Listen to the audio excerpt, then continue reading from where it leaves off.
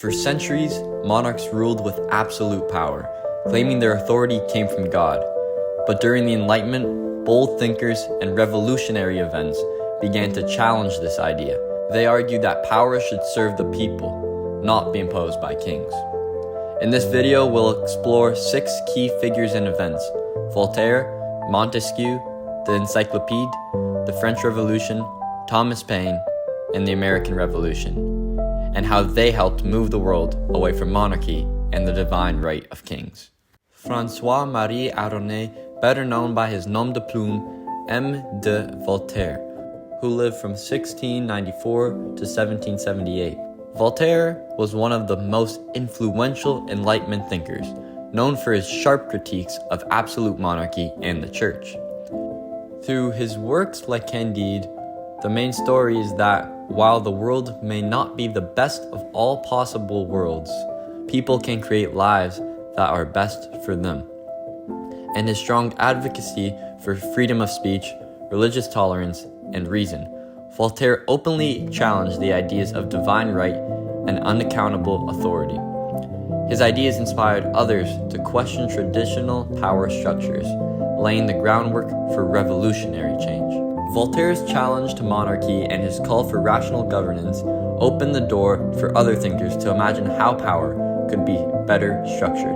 Montesquieu took these ideas further. Building onto Voltaire's critique of monarchy, Montesquieu's The Spirit of the Laws in 1748 introduced the idea of separating government power into 3 branches: legislative, executive, and judicial. He believed this division would prevent tyranny and protect individual liberty. Montesquieu's model directly opposed absolute monarchy by proposing checks and balances in government. His work not only shaped revolutionary thought in France, but also influenced modern democracies like the United States. While Montesquieu proved the vision for just governance, the Encyclopédie took Enlightenment ideas to a broader audience, spreading revolutionary thinking across society. The Encyclopédie, or the Encyclopedia, was openly critical of the Catholic Church, feudalism, and absolute monarchy, all central to the French social and political order while promoting secular governance and rational thought. It became a key tool for sharing Enlightenment ideas, with contributions from thinkers like Voltaire and Montesquieu, as well as many others. By promoting secular knowledge and questioning religious principles, the Encyclopédie contributed to eroding the Church's authority.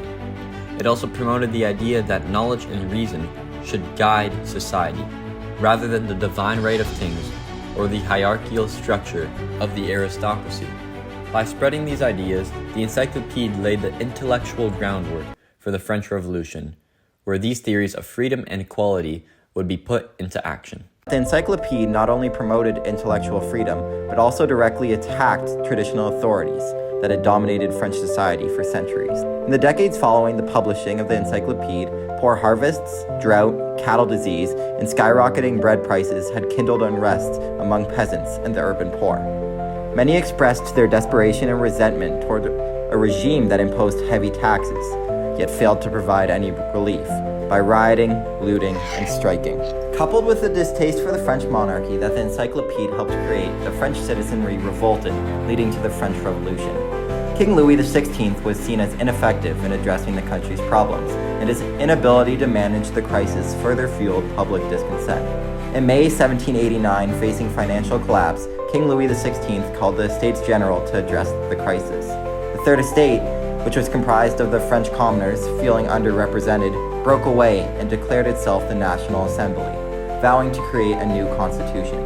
In June 1789, the National Assembly swore an oath not to disband until they had written a new constitution, marking the beginning of the Revolution. Over the course of the next 3 years, many brutal and violent battles took place, and eventually, the rebels won. In 1792, the monarchy was abolished, and France was declared a republic. King Louis XVI and his wife, Queen Marie Antoinette, were executed by guillotine in 1793. The French Revolution fundamentally transformed France from a monarchy with a rigid social structure to a republic focused on equality and rights. Although the revolution became increasingly radical and violent, it also created a legacy of political and social change that would influence the course of history. paving the way for the rise of Napoleon and the spread of democratic and revolutionary ideals across Europe. While these ideas of moving away from the monarchy are most thought of as happening in Europe, another famous revolution took place 14 years before the Third Estate declared itself the National Assembly. This journey takes us across the Atlantic Ocean to the United States and Thomas Paine. Born February 9, 1737 in Thetford, Britain, Thomas Paine found no success during his time living in Europe, not holding jobs and having several unsuccessful marriages. In 1774, Paine met Benjamin Franklin, who convinced him to immigrate to America. Arriving in Philadelphia on November 30th, 1774, Paine quickly integrated into American society, working as an author and editor for the Pennsylvania Magazine. Paine was a very forward thinker, as shown through an article he wrote titled African Slavery in America, a scathing denunciation of the slave trade taking place in America. When Paine arrived in America, the conflict brewing between the colonists and England was reaching its peak. After the battles of Lexington and Concord on April 19, 1775, Paine argued that the American colonists should not just revolt against taxation, but demand their independence from Britain.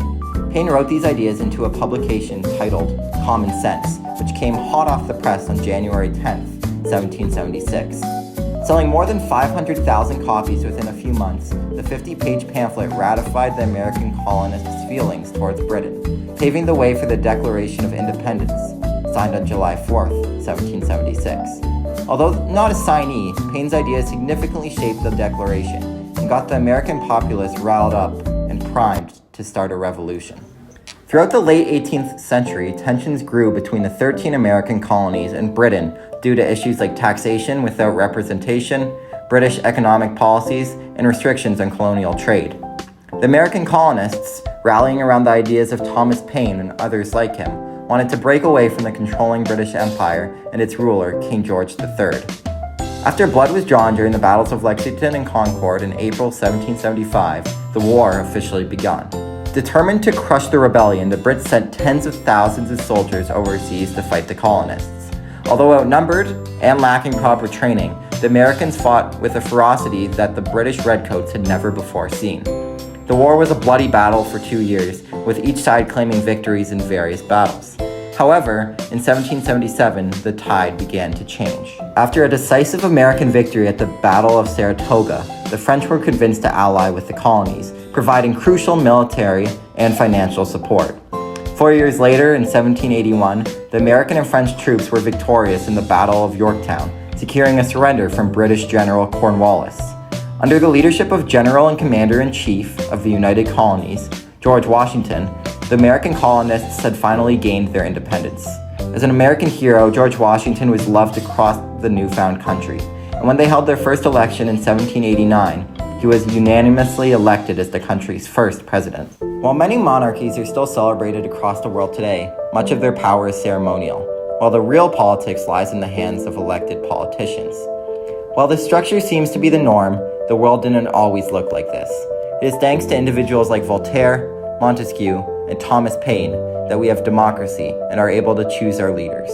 Without these three extraordinary leaders stepping up, at great risk to themselves, much of the world may have still believed in the divine right of kings, and humanity would never have revolted from the monarchies ruling the world.